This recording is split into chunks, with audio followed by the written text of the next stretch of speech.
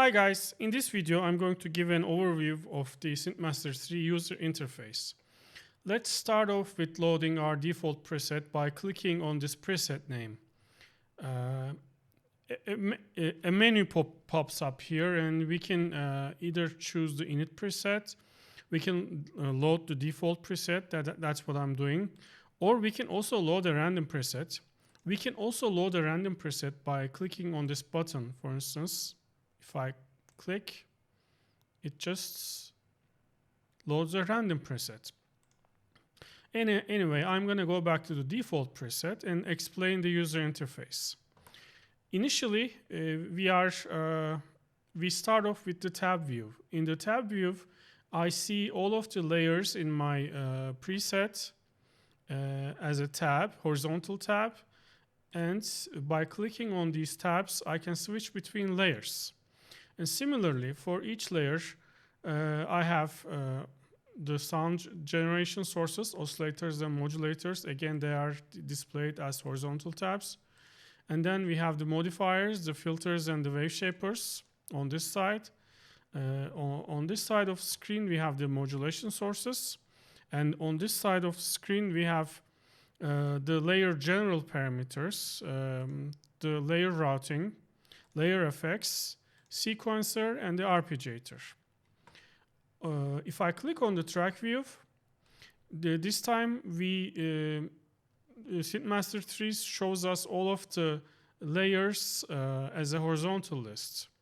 And we see we can edit different parameters of layers quickly by using the track view. For instance, I just want to see the voice parameters of all layers. All I have to do is to shift click this voice button. So it switches to the voice tab for all of the layers. And by using the scroll wheel here, I can scroll by using the scroll bar here, I can just click my mouse and then drag it up and down to scroll. I can also use my mouse wheel to scroll. And as I said, by shift clicking on these buttons, I can switch to the view for all the layers. As opposed to if I click on this button, I just see the sequencer for layer 1. But if I shift click, I see the sequencers or arpeggiators for all layers. This is, I believe this is really good for speedy workflow. So I will continue with the track view. On the track view, we can turn on or turn off the sequencers and the arpeggiators. We can also solo or mute a track. Let's play this preset and we will understand it better now. So this is how my preset sounds. It's a 5-track multi-layer preset. 5-layer multi-layer preset, sorry. And if I want to solo this layer, I'm just hearing the clap. And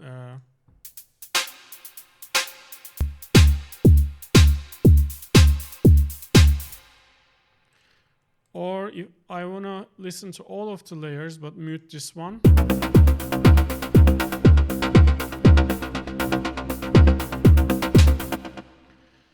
So solo and mute are self-explanatory, and we can also, let's solo this. I can turn on or turn off the sequencers.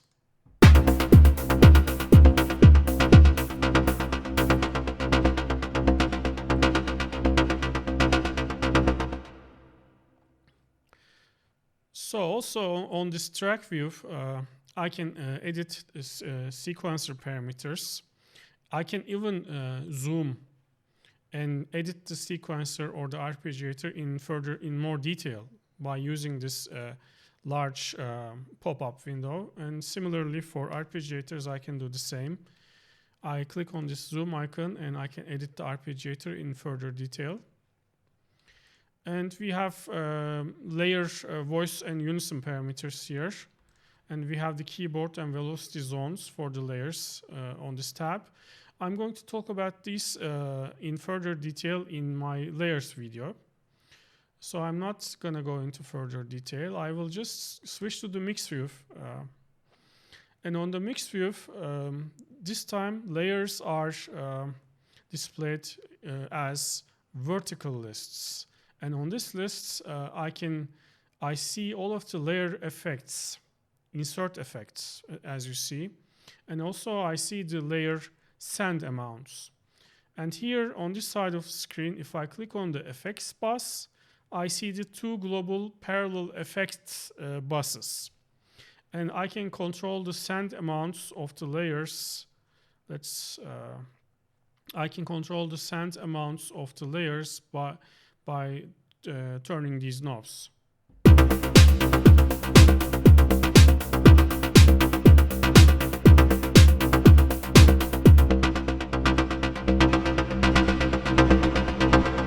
So on this global effects bus, I have an equalizer, delay, and a reverb.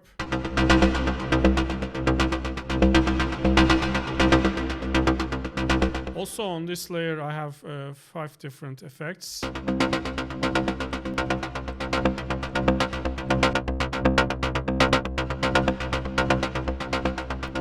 So by clicking on these buttons, I can turn on or turn off the effects.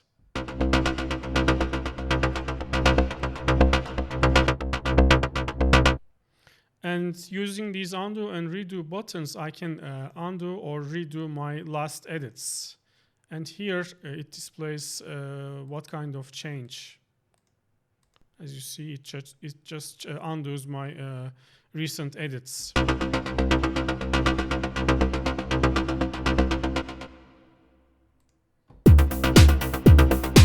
Also on this window, each layer has a zoom button. If you click on the zoom button here, you can edit the layer effects in further detail. You just click on the corresponding effects and then edit its parameters here. And you can close the pop-up window by clicking on this X button.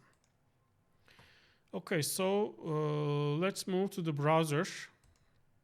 On the browser, we display the preset browser. As you see, we have a product filter here. Since SynthMaster 3 can load both SynthMaster 1 and SynthMaster 2 presets, we added this product filter here. If I click on SynthMaster 1, for instance, I see all of my banks for SynthMaster 1 and all of my presets for SynthMaster 1.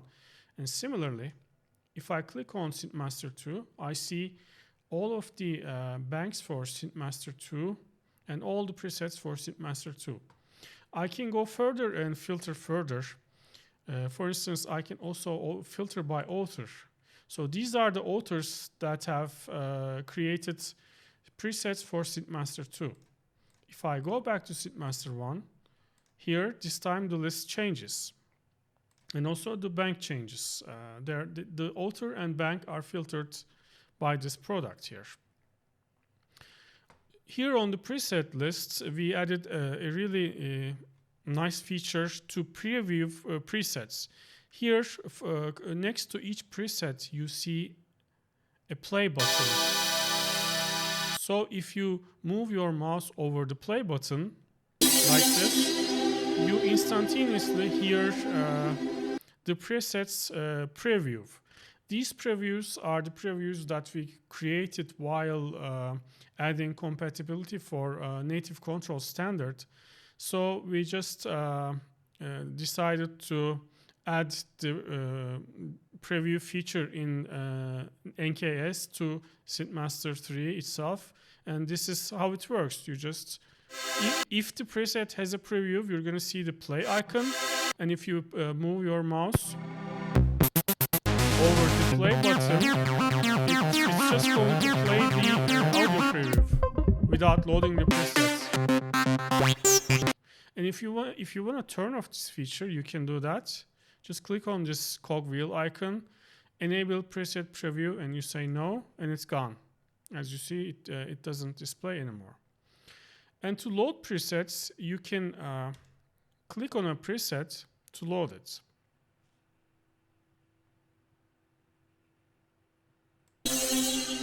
You can also use the up and down arrows on your keyboard to load the presets.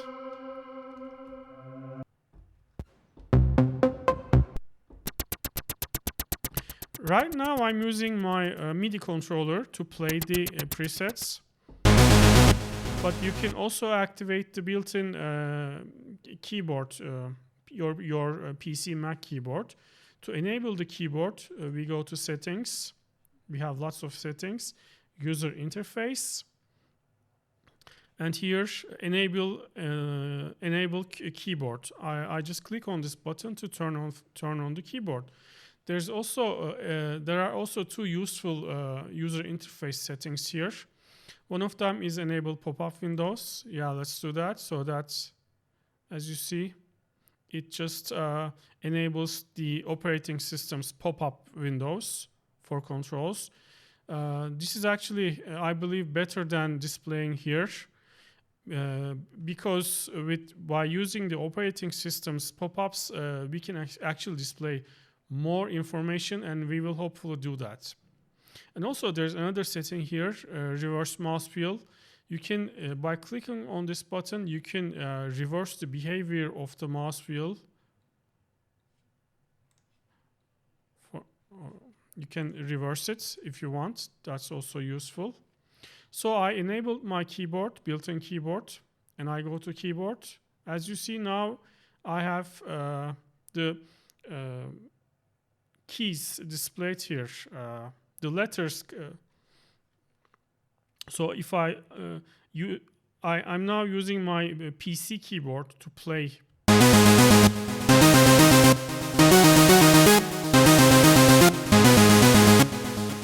I can also change octaves by pressing the left and right arrows on my keyboard.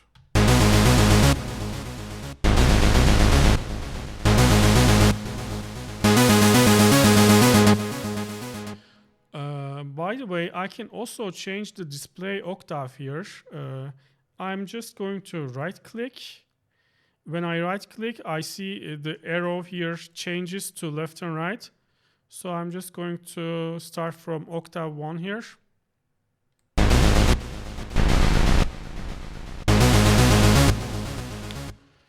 Okay, so yeah, I changed the. I showed how to switch presets, how to enable the built-in keyboard, and now I want to change the current skin scale. Right now, this interface looks a bit small, so I'm just going to move my mouse over here to the right bottom corner, click, and drag it. So yes, now I have a bigger interface, which I can see everything more clearly. Okay, I will go back to the tab view again and explain what these buttons are and the mode matrix.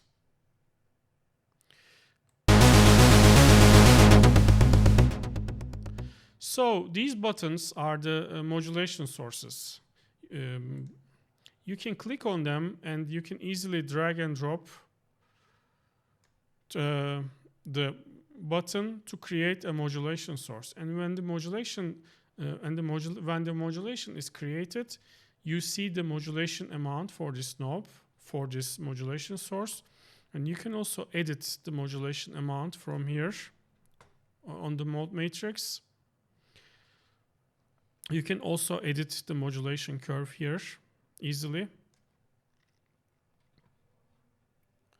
And if you click on a modulation source here, like the envelopes, here the mode matrix changes, and the mode matrix displays the targets for this source.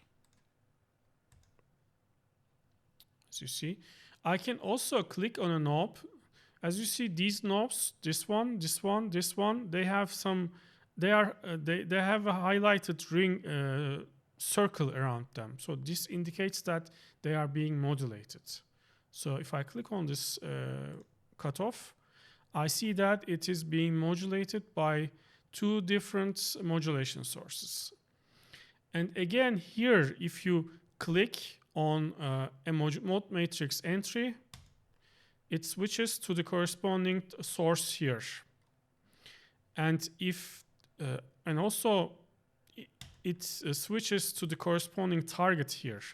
So by clicking on the mode matrix entries, you can easily switch, you can easily see the targets and the sources.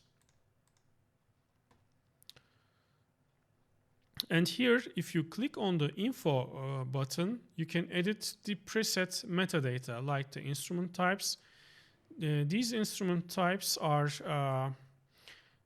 categorized based on native control standard, NKS. So these are the NKS instrument types.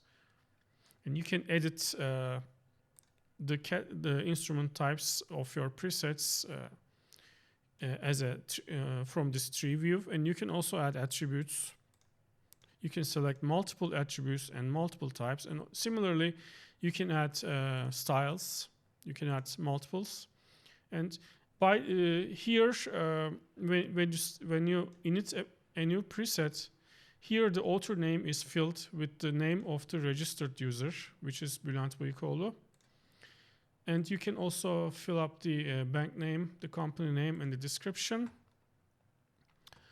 And when you're done with your edit, you can just click on the Save button to save your preset. By default, SynthMaster switches to Documents SynthMaster 3 presets folder. This is where you save your presets. But you can save your presets to other locations as well. That's also possible.